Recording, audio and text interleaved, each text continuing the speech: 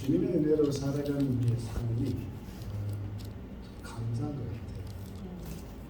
같아요. 사실 어제 집사람하고 차를 타고 가다가 이제 집사람이 열심히 이제 자기가 무엇에 대해서 감사한지 이제 표현을 하는데 제가 반응이 좀 시큰둥해요.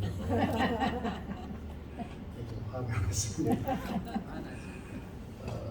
근데 주님의 은혜로 살아가는 우리 삶 참 항상 감사한 것 같고, 이 세상에 묻혀가는 삶, 시간이 그냥 흘러가는 삶이 아니라 주님께서 주관해 주시는 삶, 그 삶을 우리가 살고 있다는 게 참 감사한 게 아닌가 싶습니다. 그래서 이번 주에도 어김없이 주님의 은혜 아래 거하는 우리의 삶을 감사하며, 또 이 시간 우리가 이걸 너무 그냥 그러리니 생각하지만 이 시간 주님의 은혜로 저희들을 모아주셔서 주님께 찬양과 경배를 드릴 수 있게 하나님께서 인도해 주심을 감사드립니다.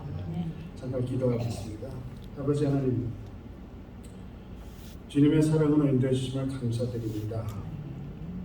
주님이 잘 아시는 것처럼 제가 모자라고, 또 혹 여기 앉아 계신 성도님들도 부족한 면이 있을 수 있지만, 이 시간을 통해서 주님의 사랑을 더욱 깨달을 수 있는 시간이 되게 하여 주시고, 주님의 희생이 우리 마음에 더욱 새겨지는 시간이 되게 하여 주시고, 우리 삶이 다시 주님 안에서 재형성되는 시간이 되게 도와주시기를, 성령으로 인도하시기를 예수님 이름으로 기도합니다. 누가복음 15장에 있는 말씀 보겠습니다. 누가복음 15장 13절부터 17절까지 읽겠습니다. 제가 파워포인트를 준비했는데 이게 연결하는 그게 잘 안 돼가지고 제가 파워포인트를 연결을 못했습니다. 오늘 제가 성경 구절을 많이 읽을 거니까 성경을 다 꺼내서 펴서 보시기 바랍니다. 제가 누가복음 15장에 있는 탕자 비유를 개역 한글로 읽겠습니다. 13절부터 보겠습니다. 그 후 며칠이 못되어 둘째 아들이 재물을 다 모아가지고 먼 나라에 가 거기서 허랑방탕하여 그 재산을 허비하더니 다 없이 한 후 그 나라에 크게 흉년이 들어 저가 비로소 궁핍한지라 가서 그 나라 백성 중 하나에게 붙어 사니 그가 저를 들러 보내어 돼지를 치게 하였는데 저가 돼지 먹는 쥐염을 열매로 배를 채우고자 하되 주는 자가 없는지라. 17절입니다. 이에 스스로 돌이켜 가로되 내 아버지에게는 양식이 풍족한 품꾼이 얼마나 많은고 나는 여기서 줄여 죽는구나. 어제 설교를 준비하면서 제 아내에게 이제 탕자가 집에 돌아온 후에 어떻게 행동했는지 그 뒷이야기가 궁금해 본 적이 있느냐, 그런 질문을 했습니다. 역시 저희는 생각하는 게 좀 다른 거예요. 아내의 답은 나는 탕자의 형이 그 집에서 어떻게 계속 살아갔을까, 그게 궁금하다, 이렇게 답을 했습니다. 아내는 그 형이 아마 마음에 들 것 같습니다. 그 많이 걸릴 것 같습니다. 그 상황이 아마 많이 불공평하다고 생각을 가지는 것 같습니다. 여러분들의 생각이 어떤지 제가 궁금합니다. 저는 탕자가 집에 돌아온 후의 행동이 저는 궁금합니다. 설마 허랑방탕한 삶이 그리워 다시 그의 유산을 또 떼어달라 하면서 또 나가서 살고 싶었을까? 근데 누가복음 15장 17절을 보면은 탕자에게 깨달음이 있었다는 것을 우리가 발견합니다. 깨달음이 있었어요. 그리고 그 깨달음이 있은 후에 돌이킴도 있는 것을 우리가 발견할 수 있습니다. 그래서 아버지에게 돌아가 보니 이미 뭐예요? 넘치는 은혜가 준비되는 발견하는 그런 경험을 합니다. C.S. 루이스라는 사람이 이제 기독교 저자인데 신학자인데 저는 개인적으로 그분이 그렇게 그다지 마음에 드는 분은 아닙니다. 근데 어떤 면을 보면 20세기의 가장 유명한 신학자 중 하나라고 볼 수 있는데 그분이 옥스퍼드 대학과 또 캠브리지 대학까지 가르치면서 잘 알려진 교수입니다. 근데 제가 그분의 글에 대해서 제가 그렇게 마음에 들진 않지만 그분에 대한 이야기가 제가 마음에 드는 한 이야기가 있는데 한 번은 이제 세계 으뜸가는 학자들이 모인 비교 종교학회에서 토론이 벌어지고 있었습니다. 기독교와 이 세상의 다른 종교들과의 차이점을 논쟁하고 있었습니다. 무엇이 기독교를 다른 종교들과 구별해 주는지 논쟁을 하고 있었는데 어떤 이들은 성육신하심, 즉 신이 인간이 된 것이라고 주장을 했는데 보니까 다른 종교들도 그런 비슷한 이야기가 있어요. 또 다른 사람들은 부활이다 라고 이야기를 했는데 다른 종교에도 부활 사건이 있는 것입니다. 여러분들은 어떻게 생각하시는지 궁금합니다. 기독교와 이 세상에 현존하는 다른 종교들과의 차이점이 무엇이라 생각하시는지. 근데 그런 토론이 이루어지는 그 방에 이 C.S. 루이스라는 사람이 들어와 논쟁의 쟁점이 무엇이냐 하고 질문한 뒤 기독교와 다른 종교의 차이점이라고 그러니까 그건 쉽지 그렇게 하면서 기독교와 다른 종교의 차이점은 은혜다라고 답을 했답니다. 불교는 도가 있고 힌두교는 숙명론이 있고 유대교는 언약이 있고 이슬람교는 법이 있는데 그런 모든 종교는 스스로 도달하는 또 신의 승인을 받는 방법을 알려주지만 오직 기독교만 무조건적인 사랑의 하나님이 계신다는 것을 이야기를 하는 것입니다. 근데 이 개념이 무조건적인 사랑의 하나님, 모든 것을 은혜를 주시며 아들의 생명까지 값없이 주셔서 타락한 인간들을 구원해 주신다는 그 무조건적인 하나님의 사랑이 사실 이 타락한 인간의 욕심적인 본성과 오늘 아침에 배웠잖아요. 잘 맞지가 않는 것 같습니다. 그래서 그거를 접하게 되고 들으면 인간들이 잘 이해를 못하게 되는 것 같습니다.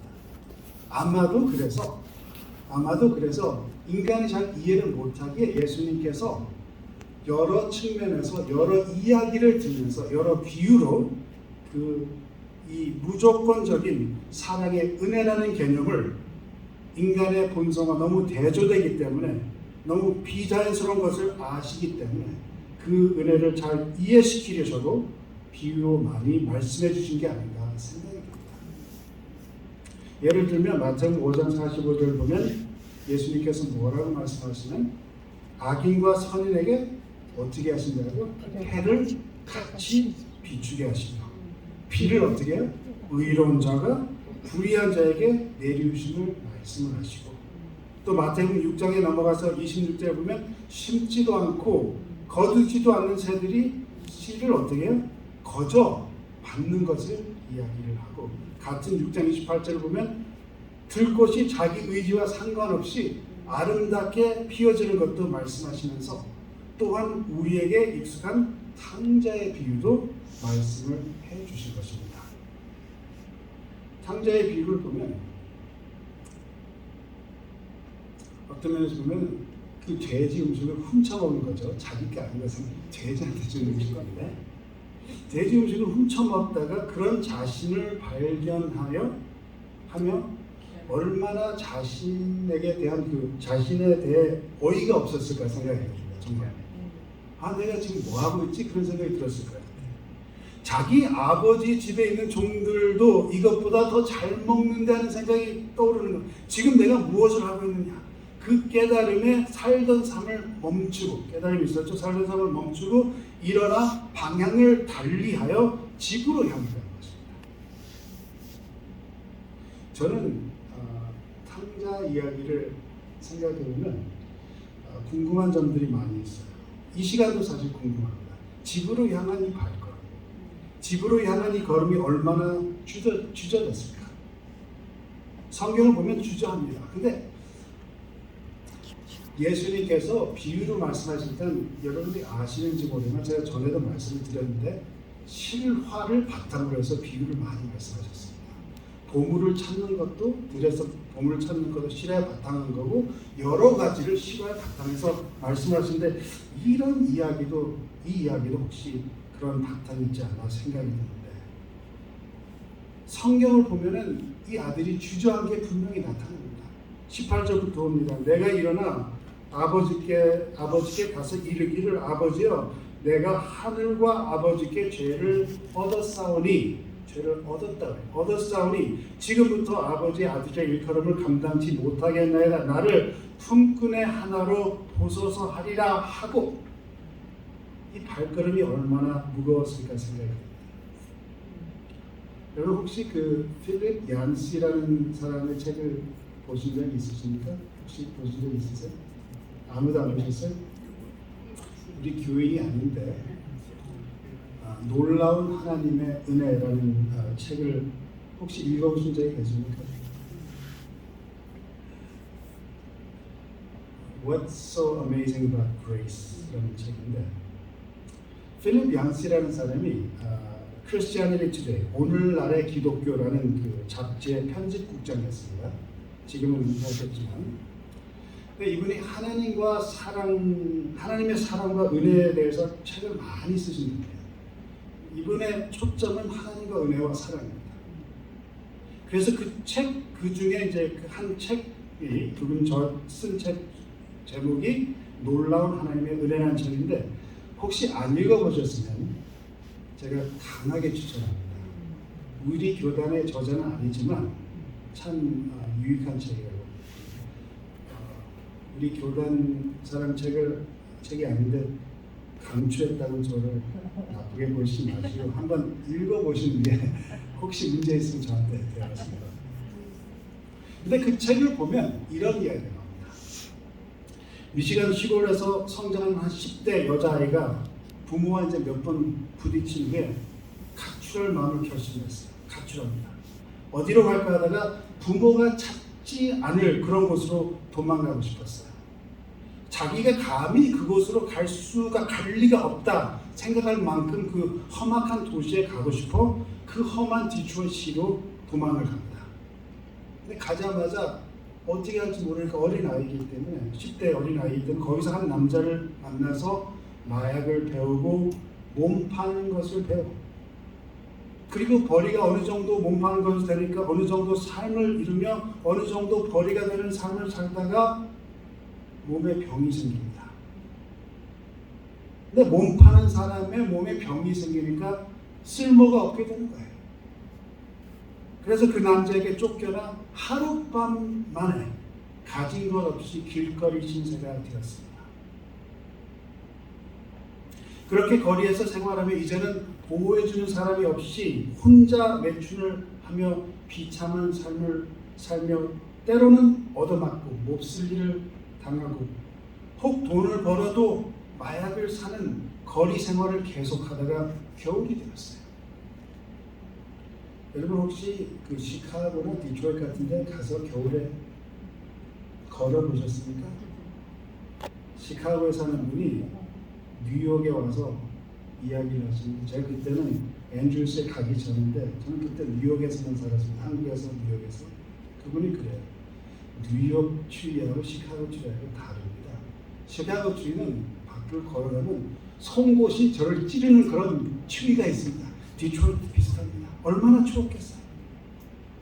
너무나 추운 하룻밤은 잠을 자야 하는데 그날따라 지나가는 발걸음 소리가 그렇게 두려워지며 자기가 사는 삶의 현실을 깨달으며 내가 왜 집을 떠났을까 하는 생각이 간절히 들었습니다. 집에 있는 강아지도 생각이 나는데 문득 생각이 드는 것이 그 강아지 삶이 오히려 지금 내 삶보다 낫구나 하는 생각이 드는 것입니다. 자기도 모르게 흐느껴 울고 있었습니다. 정말 집에 가고 싶었습니다. 집에 3번 전화했습니다. 아무도 전화를 받지 않았습니다. 2번은 그냥 끊고 3번째는 메시지를 남겼어요. 엄마 아빠 저예요. 집으로 가고 싶은데 여기를 떠나 버스 타고 집 방향으로 갈 건데 아마도 저녁에 도착할 것 같아요. 만약에 마중 안 나오시면 저는 계속해서 카나다 쪽으로 갈게요 하고 전화를 끊었어요. 디트로이트에서 그 시골집으로 가는 버스 시간은 7시간 정도 되는데 가는 시간 내내 마음이 불편한 것입니다. 엄마 아빠 혹시 며칠 집을 떠나 있어 혹시 내 메시지를 듣지 못했으면 어떻게 하나? 직접 대화를 한 후에 버스를 탔어야 했나? 그리고 설령 집에 있더라 해도 나를 더 이상 원치 않으면 어떻게 하나 하는 생각이 머릿속에 계속 맴돌았습니다. 그런 생각을 계속 하다가 또 엄마 아빠를 만나게 되면 무슨 말을 어떻게 해야 하는 생각도 맴돌았습니다. 어느덧 자기 살던 마을의 버스가 도착하려 했고 도착할 무렵에 그 기사는 이 마을에 5분간 정착합니다 하는 말을 하며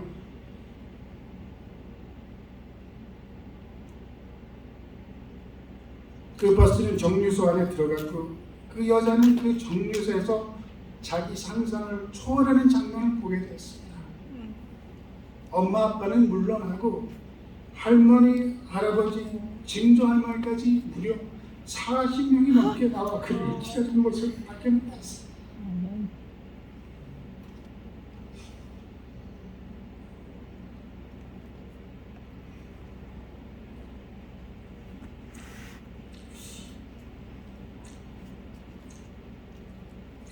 지난번처럼 이제 녹음이 좀 녹화가 밑으로 됐으면 좋겠습니다.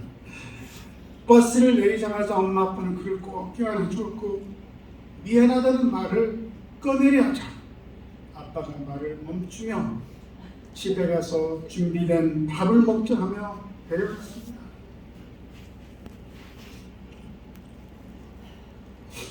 어느 목회자가 그 딸이 방황을 많이 하고 있었는데 그 목사님이 방황하는 그 딸을 기다리는 마음을 이렇게 표현했습니다. 밤새 나가서 새벽까지 들어오지 않는 그 딸을 기다리면 너무 화가 난다 했습니다. 분노가 치밀어 올라오는 것을 참을 수 없었다 했습니다. 탕자의 아빠처럼 그 딸에게 자비로 대해야지 하는 생각이 있었지만 자기와 자기 부인을 아프게 하는 딸에게 너무 화가 났다는 것입니다. 그러다가도 딸 자신에게 주는 그 상처를 생각하며 그 딸이 너무 불쌍하기도 하고 그러면서 하나님이 자기를 배반하는 인간을 기다려주는 그 하나님의 마음을 이해하기 시작했다 했습니다. 그런데 그렇게 화나 있음에도 불구하고 딸이 그날 밤 늦게 아니면 그 다음날 아침에 집에 오면 그냥 꼭 안아주고 싶고 사랑한다 하는 말로 확신을 주고 싶었고 다 잘되기 바란다라는 말만 해주고 싶은 그 마음밖에 없었다고 그렇게 이야기합니다. 하나님의 심정이 이런 심정이 아닐까 생각합니다. 그러기에 아버지께서 아들을 보내주시고 그러기에 아들은 기꺼이 모든 것을 버리고 이 세상에 내려오신 게 아닌가 생각이 드는 것입니다. 그래서 예수님은 하나님의 은혜를 탕자의 비유로 묘사하시며 그 은혜를 기다리시는 아버지를 그 은혜로 기다리시는 아버지를 묘사하신 것이 아닌가. 그러면서 그 아버지의 심정이 이 내 아들이 죽었다가 24절인데 내 아들이 죽었다가 다시 살아났으며 내가 잃었다가 다시 얻었노라 하는 그 심정이 우리 하나님이 우리를 보시는 그 심정이 그런 간절한 마음이 하나님의 마음이 아닐까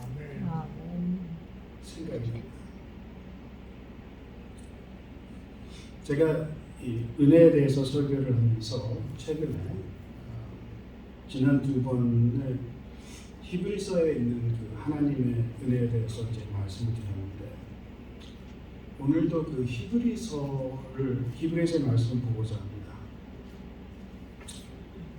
이제부터는 히브리서 10장부터 13장 내용을 이제 볼 건데, 히브리서 10장 펴놓고 보시기 바랍니다. 히브리서는 하나님의 은혜가 필요한 우리에게 하나님의 마음을 참 잘 전달하는 책이 아닌가 싶습니다. 우리 교우님들이 로마서하고 히브리서를 많이 이렇게 꺼려하시는 분들이 계시는데, 천천히 차곡차곡 기도하시는 마음으로 읽어보시면 정말 귀중한 보물의 은혜가 참 우리에게 잘 묘사되는 책이 아닌가 싶습니다. 말씀드린 것처럼 파워포인트가 준비 안 됐기 때문에 성경을 히브리서 10장에 펴놓고 보시기 바랍니다. 히브리서 10장 10절입니다. 이 뜻을 쫓아 예수 그리스도의 몸을 단번에 들이심으로 말미암아 우리가 거룩함을 얻었노라. 그다음에 히브리서 10장 14절입니다. 저가 한 제물로 거룩하게 된 자들을 영원히 온전케 하셨습니다. 탕자의 비유를 보면 단계적으로 관계가 회복되는 것이 아니라 단번에 회복된 것을 말씀해 주고 계십니다. 죽은 아들이 다시 살아났다 하면서 모든 것이 단번에 일어난 것을 우리가 볼 수 있습니다. 좀 두고 보자, 내가 어떻게 하는지 살펴보자, 그런 관계 회복이 아니라 지금 이대로 가장 좋은 옷을 입히고 가장 좋은 음식을 차리고 큰 잔치를 지금 하자 하면서 그 자리에서 즉시 다시 아들의 자리를 확보하는 단번의 회복을 말씀하시고 계십니다. 이 뜻을 쫓아 예수 그리스도의 몸을 단번에 들이심으로 말미암아 우리가 거룩함을 얻었노라 라고 지금 히브리서 10장 10절을 이야기하고 있어요. 그리고 10장 14절을 다시 보면 이 거룩함을 얻은 것이 어떤 거룩하냐 하면 영원히 온전케 하신 거룩함이라고 우리에게 이야기해 주고 있습니다. 제가 요즘 이 하나님의 은혜에 대해서 생각하면서 제가 더 깨닫고 싶어하고 이 하나님의 은혜에 대해서 참 감사하는 게, 이 은혜를 통해서 제가 정말 죄 용서를 받았다는 그런 믿음이 조금씩 생기기 시작해요. 근데 이 은혜를, 이 용서를 정말 받았다는 이 은혜가 생각나면 제가 정말 밥맛이 달라요. 그리고 제가 하늘에 향하는 용기가 제 안에 생깁니다. 정말 그렇습니다. 저를 있는 그대로 받아주신다는 것이 저에게 얼마나 용기를 주는지. 근데 우리가 이 거룩함을 소유하러 돌을 얼마나 닦아야 합니까? 아니죠. 우리가 거룩함을 뭐 했다고요? 얻었다. 그냥 거저로 주신다는 것입니다. 그리고 그 주시는 거룩함이 우리를 어떻게 했다고요? 영원히 온전케 하셨다. 그리고 17절을 보면 또 저희 죄와 저희 불법을 내가 어떻게 하시겠다고 다시 기억지 아니하리라 하셨어요. 제가 고등학교 다닐 때 경찰에 체포되었다고, 아마 제가 파라다이스 와서 2번째 설교 때 그 이야기를 말씀드린 것 같은데, 경찰서에 아빠가 오셨어요. 제 아버지가. 얼마나 어이가 없었을까요? 차를 타고 오시면서 말을 제대로 읽지를 못하세요. 근데 집에 와서 이제 파킹을 하신 다음에 한 2시간 정도 아버지와 대화를 했는데, 지금 생각해보면 따지고 뭐 그런 것보다 저를 이해하시려고 노력을 참 많이 하신 것 같아요. 그 후로부터 시간이 오래 지났죠. 작년에 한국에 나가서 이제 아버지와 병원에 있는데 그런 대화를 나눴습니다. 아빠, 제가 체포됐을 때 기억나세요? 그럼 기억나죠. 왜 한 번도 그런 이야기를 다시 꺼내지 않으셨어요? 네가 창피하고 아파할까 봐.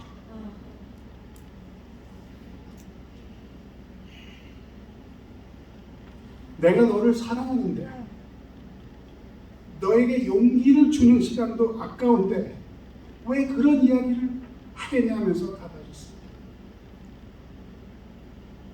하나님은 우리를 사랑하십니다. 아들의 생명과 바꾸실 만큼 우리를 사랑하십니다. 우리의 죄와 우리의 불법을 다시 기억 아니하리라 하십니다. 성도님, 우리 하나님은 전지전능하신 분이십니다. 하시겠다 하면은 하시는 분이십니다. 다시 기억지 아니하리라 하셨으면 다시 기억지 아니하시는 것입니다. 너의 죄가 주홍같이 주홍 같을지라도 눈과 같이 희어질 것이요 진홍같이 붉을지라도 양털같이 되리라 하는 그 약속. 나의 모든 죄는 주의 등 뒤에 던지셨나이다 하는 그 약속. 나는 나를 위하여 내 허물을 도말하는 자니 내 죄를 기억지 아니하리라 하는 그 약속. 다시 우리를 긍휼히 여기시셔서 우리의 죄악을 발로 밟으시고 우리의 모든 죄를 깊은 바다에 던지시리이다 하는 그 약속. 그 약속을 믿으시기 바랍니다. 네. 하나님의 법은 영원한데 하나님은 절대적으로 공평하신 분이기에 정당한 판결을 내리셔야 하는데 어떤 권위로 이렇게 하신다는 것입니까?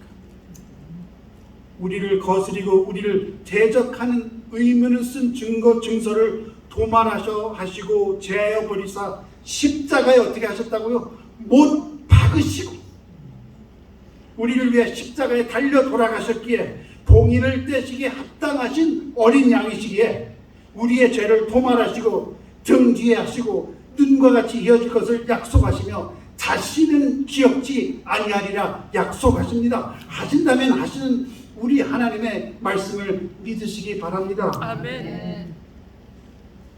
우리를 거룩하게 하시는데 그냥 일반적으로 어느 정도 거룩하게 하시는 것이 아니라 영원히 온전케 하셨다는 것을 꼭 기억하시기 바랍니다. 근데 히브리서를 조금 더 자세히 읽으시면 약간의 이제 혼동되는 부분이 있는 것처럼 보입니다. 이제 왜 약간 이제 혼동이 있냐면 히브리서 저자가 이런 거룩하게 온전케 하시는 은혜, 그냥 거저 주시는 은혜를 1장부터 10장까지 다 설명합니다. 설명할 때 보면은 그 문법을 보면 원어를 보면은 이미 이룬 것으로 표현이 됩니다. 10장 10절을 보면 우리가 거룩함을 얻었노라요. 이미 과거입니다. 이미 얻었다는 것입니다. 그리고 10장 14절을 보면 영원히 온전케 하셨느니라. 이미 하셨다 표현이 되어 있습니다. 이미 다 된 것을 표현해요. 헬라어로 봐도 한국말로뿐 아니라 헬라어로 봐도 문법상 이미 이루어진 과거형으로 쓰여져 있습니다. 즉 히브리서 저자가 1장부터 10장 그 상반까지 하나님이 우리에게 어떻게 은혜를 이루어 주시는지 설명을 합니다. 그러면서 이제 서신을 끝낼 무렵엔 10장 하반으로부터는 이 서신의 결론을 시작합니다. 어떤 면에서 보면은 말하고 싶은 거를 이제 알갱이를 지금 이야기하려고 하는 거죠. 히브리서 10장 19절입니다. 그러므로 형제들아 우리가 예수의 피를 힘입어 성소에 들어갈 담력을 얻었나니 하면서 1장부터 10장 상반까지는 기초 기반을 닦아놓고 쌓아놓은 것인데 그 기반은 우리가 어떻게 해서 하나님의 은혜, 하나님의 온전하고 완전하고 그리고 영원한 은혜를 예수 그리스도의 희생을 통해서 얻었는지에 대한 설명입니다. 그런 설명이 끝난 후에 이제 이런 은혜를 얻은 우리가 어떻게 생활을 해야 하는지 설명하는 것입니다. 1장부터 10장을 통해 서론과 본론은 이 결론을 위해 은혜를 받은 자들이 어떻게 살아야 하는지에 대한 받침이라는 것인데, 그래서 이 저자가 우리에게 말하고 싶은 결론은 10장 22절부터 나오는 말씀이 아닌가 생각이 들어요. 참 마음과 온전한 믿음으로 하나님께 나아가자. 이 서신의 결론이 10장 중반부터 시작이 돼서 13장의 그 결론의 결말이 지어지는데, 그래서 이 13장을 보면은 결말에 어떤 그 표현이 나오냐면, 너희를 온전케 하사 그리고 우리 속에 이루시기를 원하노라 하며 표현이 되어 있습니다.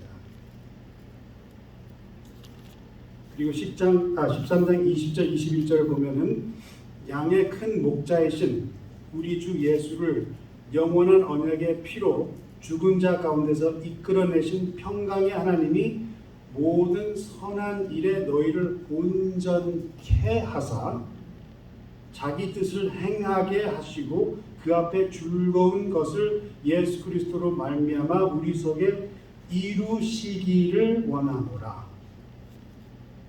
영광이 그에게 세세 영무궁토록 있을지어다. 그래서 1장부터 10장까지는 우리가 어떻게 온전케 구원을 받았는지 설명하며 단번에 이미 영원히 구원 온전케 됨을 말씀하신 후에, 과거형으로 이야기를 하신 후에 13장에 가서는 어떻게 말을 하세요? 이루시기를 원하노라 이렇게 이야기를 하세요. 미래형으로 이야기하십니다.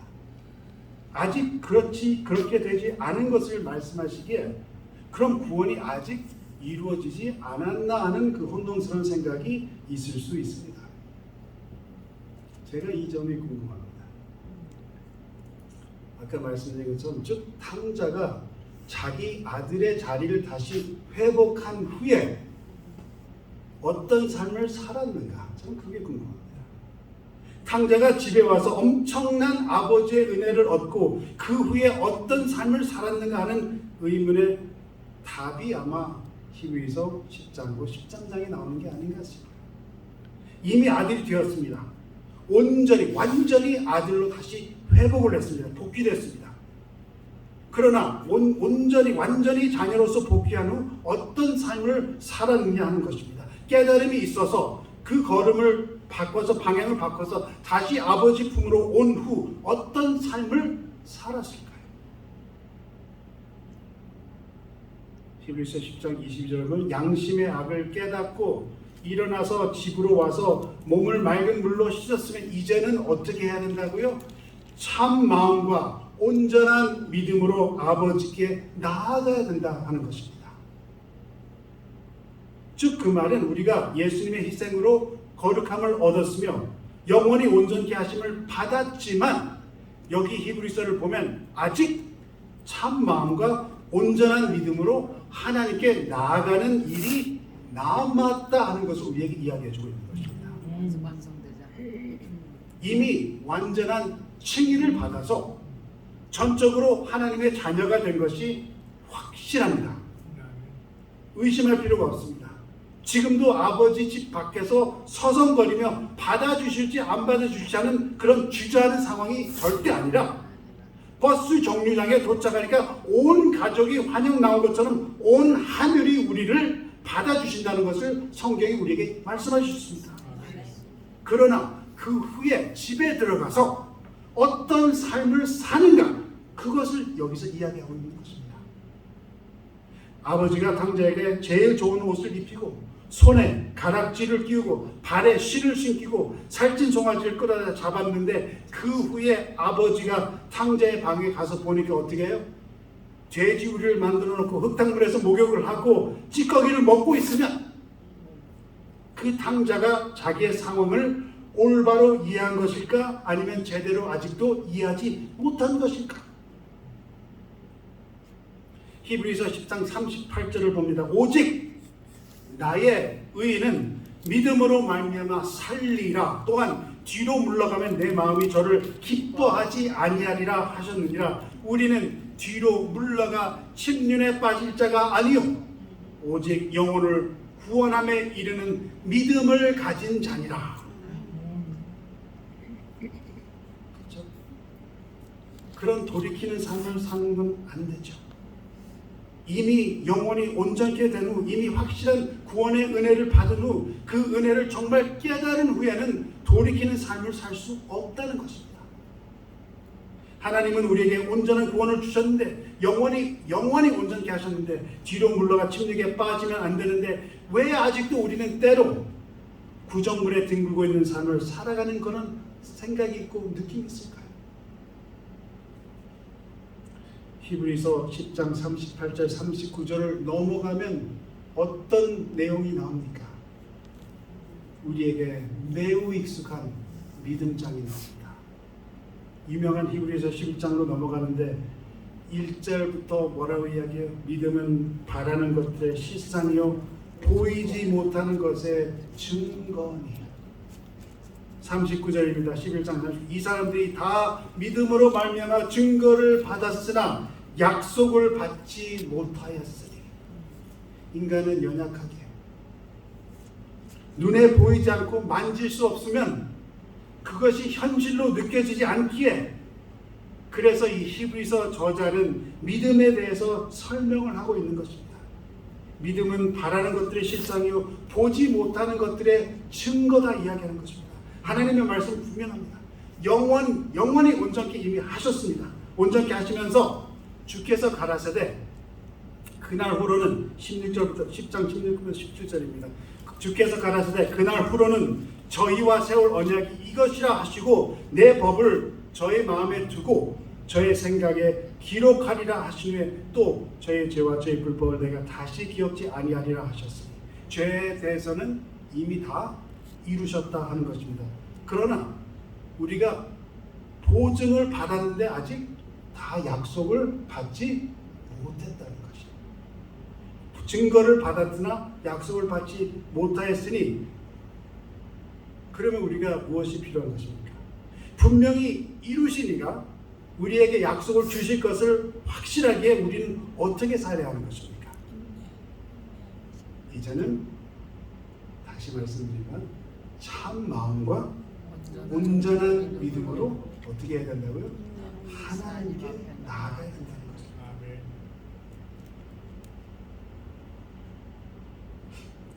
10장 34절 36절입니다. 너희가 갇힌 자를 동정하고 너희 산업을 빼앗기는 것도 기쁘게 당한 것을 다 낫고 영구한 산업인 줄을 알미라. 그러므로 너희 담대함을 버리지 말라. 이것이 큰 상을 얻느니라. 너희가 인내가 필요함은 너희가 하나님의 뜻을 행한 후에 약속을 받기 위함이라. 왜 믿음이 필요합니까? 이 구절을 쓰신 다음에 히브리서 11장의 믿음을 쫙 나열하셨어요. 왜 믿음이 필요합니까? 왜 인내가 필요합니까? 아직 실상이 아니기에, 증거는 받았지만 아직 약속을 받지 못하였어요. 그러면서 저자가 뭐라고 그래요? 인내하고 하나님의 뜻을 행하면 어떻게 한다고요? 큰 약속을 받을 것을 이야기를 하는 것입니다. 아버지 집에 돌아왔습니다. 증거를 받았습니다. 자리를 확보하셨습니다. 복귀하셨습니다. 그런데 그 후에 어떻게 하며 지내느냐 하는 것입니다.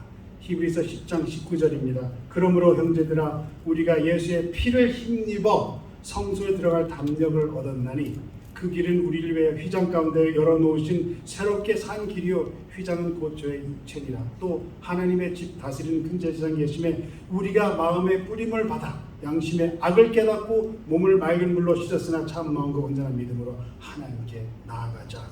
여기서 우리가 이 참 마음과 온전한 믿음이 무엇인지 10장부터 13장까지 우리가 살펴보겠습니다.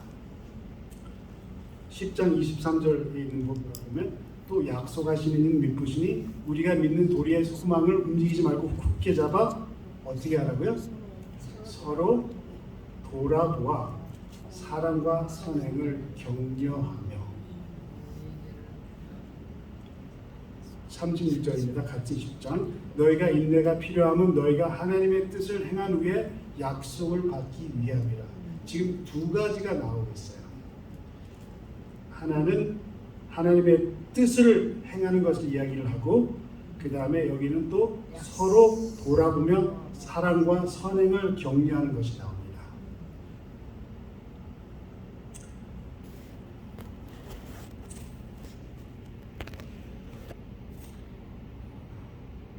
12장 12절 14절을 말하겠습니다.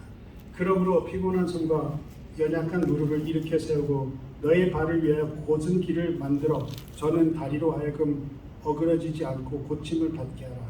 모든 사람과 더불어 화평함과 거룩함을 쫓으라. 이것이 없이는 뭐라고요? 아무도 주를 보지 못하리라.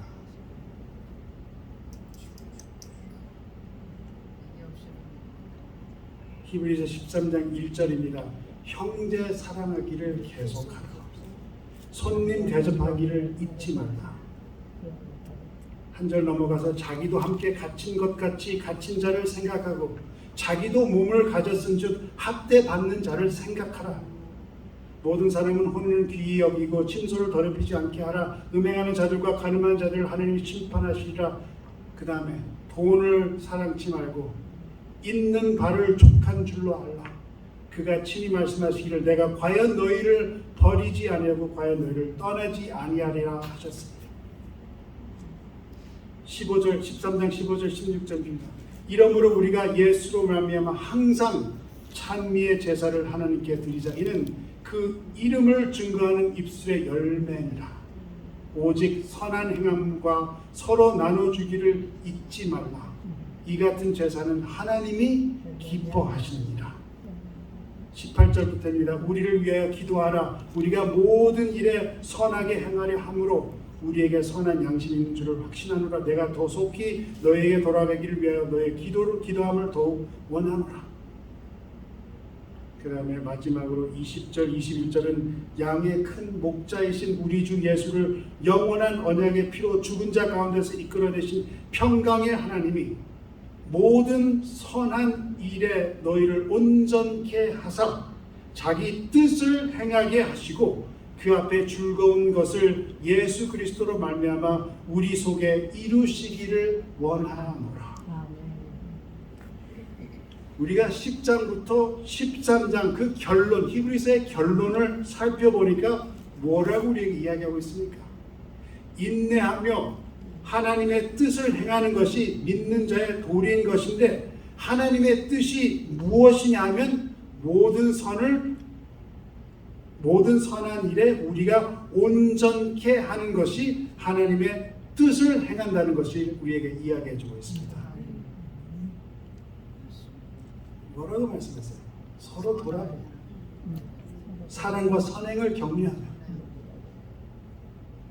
모이기를 패하는 어떤 사람의 생각과 같이 하지 말고 그날이 가까우면 더욱더 그렇게 하고, 혹 연단하신 하나님의 사랑의 채찍이 있다 하더라도 그에게 꾸지람을 받을 때 낙심하지 말며 모든 사람과 더불어 화평과 거룩함을 쫓으며 형제 사랑하기를 계속하며 손님 대접하기를 잊지 말며 또 찬양하며 기도하며 선행을 나누며 서로 나눠주며 갇힌 자를 생각하고 학대받은 자를 생각하고, 즉 뭐예요? 내 이웃을 내 몸과 같이 사랑하는 것, 그것이 하나님의 뜻을 이루는 것이고 그것이 우리 안에서 하나님이 이루시려 하시는 것이며 그것이 믿는 자의 도리가 되는 것이며 참 마음으로 온전한 믿음 생활을 하는 것이라고 히브리서 저자는 우리에게 여기서 분명히 전해주고 있는 것입니다. 여러분, 구원에 대해서 주저하지 마시기 바랍니다. 구원은 이미 받으셨습니다. 이미 과거형으로 말씀해 주셨습니다. 온전히 영원히 구원해 주셨다고 말씀하셨습니다. 주저할 필요 없습니다. 보증으로 받으셨습니다. 아직 약속은 이루어지지 않았지만 뭐라고 하세요? 그 보증이 있는 것에 인내하시면서 큰 약속을 받을 것을 말씀해 주시면서 실상이 되지 않았지만 그 확실한 보증을 바라보시며 무조건 우리를 사랑하시면 죽기까지 우리를 구원해 주신 하나님을 바라보시며 인내하시며 조금만 참으면 하신 약속을 믿으시면서 살아가시며 참 마음과 온전한 믿음으로 하나님께 나아가시며 우리가 혹 손이 피곤하고 무릎이 피곤하다 하더라도 주님의 약속을 믿으시고 이미 이루어주신 구원을 바라보며 하나님의 뜻인 선행을 하시면서 우리 이웃을 우리 몸과 같이 사랑하면 하나님께서 우리에게 분명히 이루어주신다는 그 확신을 가지고 이 세상을 살아가실 때 그것이 하나님의 뜻이 우리 안에 올바르게 이루어주신다는 그 약속을 믿으시면서 정말 하나님의 백성으로 기쁨을 가지고 살아가신 여러분 되시길 간절히 바랍니다. 네.